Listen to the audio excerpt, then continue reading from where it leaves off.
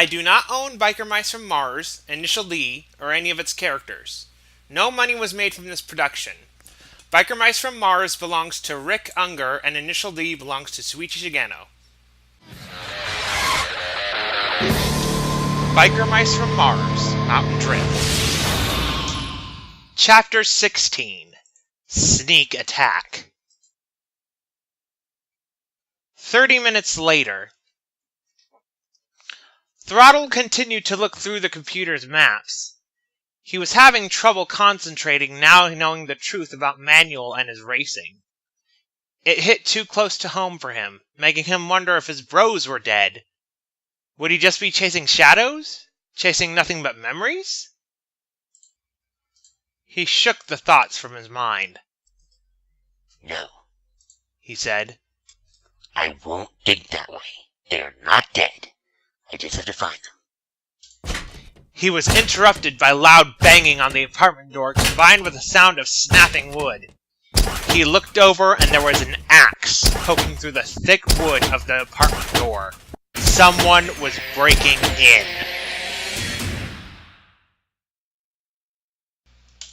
Meanwhile, at the Riverside Golf Course.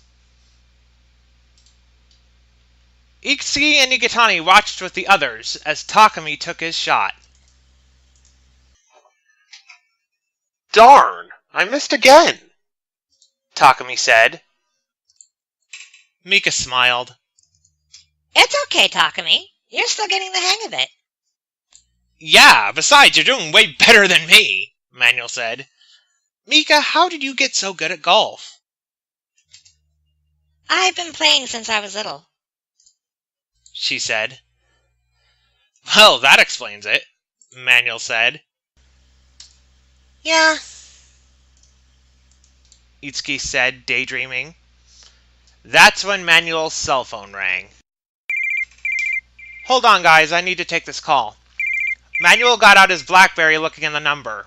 It was the cell he gave Throttle. Hello? Manuel, you have to get home, now! Throttle said on the other end of the line. There was banging in the background. They found me! They're trying to break through the door! Hurry, there's not much time to hold this thing shut! Suddenly there was a loud bang, splitting of wood, and then several voices Manuel didn't recognize. You've been living on borrowed time, Mousy. Today that time's up.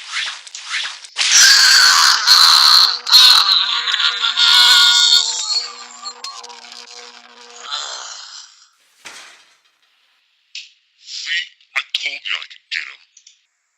Well, what do you know? For once you did something useful, you oily oaf. Well, what are you just standing there for, grease pit? Load him into the van! Manuel was horrified. Throttle? What's going on? Manuel demanded. Throttle? Throttle! The line then went dead. Ah, shit! Manuel cursed. He threw aside his golf club and ran towards the parking lot. Whoa, Manuel, where are you going? Wait!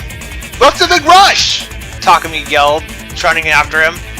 The group's blood ran cold when they heard Manuel's answer. They found him and I need to get home before they get away!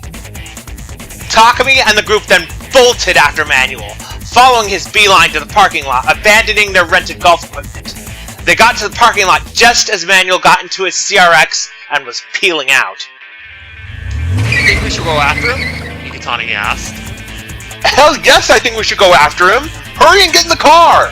Takumi snapped, getting into the Terrano 86 and starting the engine. I have a feeling I'm not gonna like this. Itsuki said as he got in the back. Buckle up and hold on, Mika. This won't be an easy ride. Takumi cautioned. With that, he peeled out after Manuel's CR-X.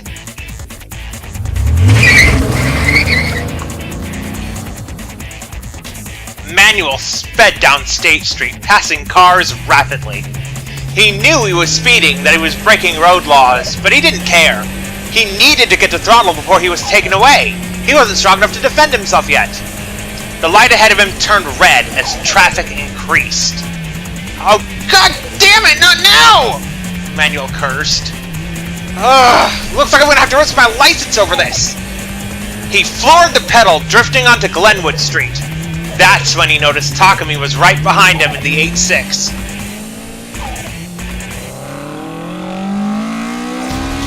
Itsuki was screaming at the top of his lungs as he held onto his seat for dear life.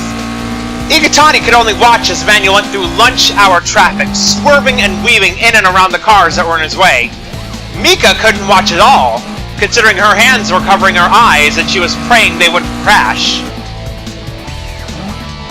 Takumi, you need to back off! This is insane! Manuel's out of his mind! Ikitani said. I can't do that, Ikitani. Takumi said as he stuck behind Manuel's CR-X like glue.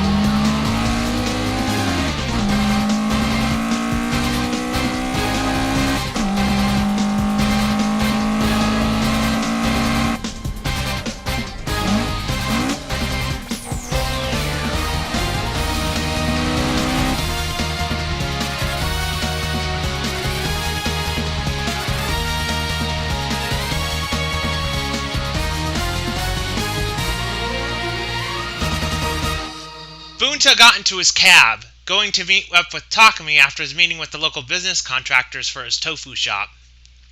There was a Hispanic man getting into the cab as well. Riverside Golf Course, the two men said in unison. They then stopped and looked at each other for a bit. You going there too? The Hispanic man asked.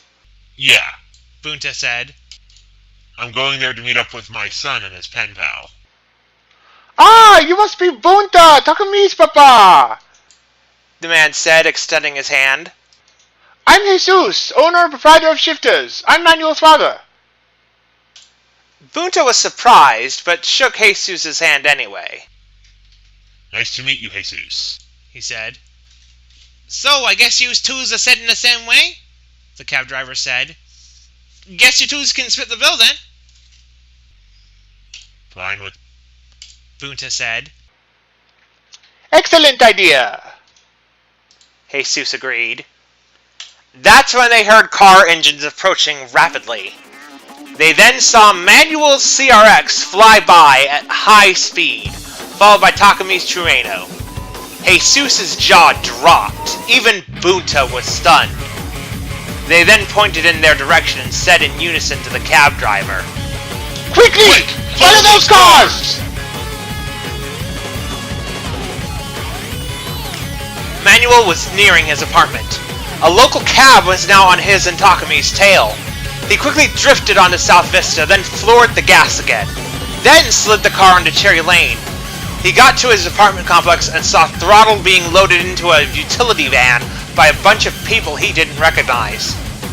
He slid his CR-X to a stop and got out. Hey! He yelled, Stop! Don't blast it to stop him, grease pit! A man with goggles and a lab coat said. Well, what do you know? It's the local yokel.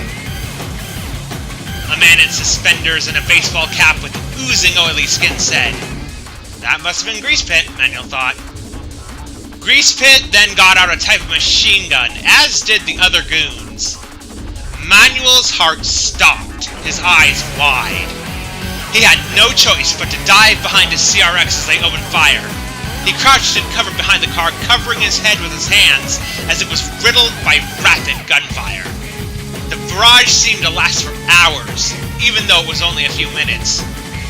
He then heard the van taking off shortly after the gunfire stopped. He looked up and saw it fly right past Takumi's Trueno and a cab which had pulled up behind it. Damn it, they're getting away! There's nothing I can do about it! Manuel looked over at his car. It had taken a beating from the guns. The engine housing was ruptured.